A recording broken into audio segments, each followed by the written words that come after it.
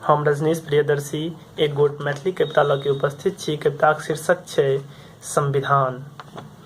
तऽ भेटल अछि अधिकार बहुत किछु संविधान के पन्ना पर, भेटल अछि अधिकार बहुत किछु संविधान के पन्ना पर। घर पर खर नहीं आफत पड़लै भात दालि आ सन्ना पर, घर पर खर नहीं आफत पड़लै भात दालि आ सन्ना पर। तऽ योजनाक ढेरी लागल छै, योजनाक ढेरी लागल छै, शिक्षा स्वास्थ्य सुरक्षा लय आ बखरा लय जे ठीका गछलनि हँसैत लेलनि सब अपना लय, बखरा लय जे ठीका गछलनि हँसैत लेलनि सब अपना लय।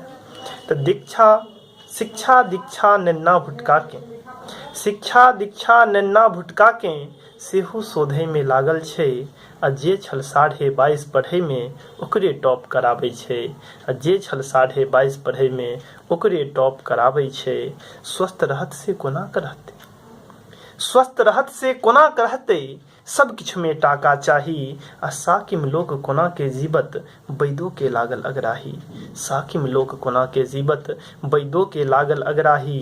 तो सुरक्षाक केहन व्यवस्था से तो सब कियो जनिते छी, सुरक्षाक केहन व्यवस्था से तो सब कियो जनिते छी।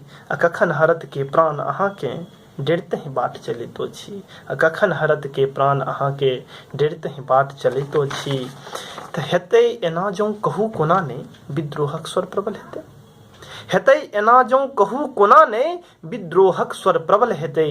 आ मनुख कहू जे संविधान के पन्ना चिबा चिबा खेतै, आ मनुख कहू जे संविधान के पन्ना चिबा चिबा खेतै।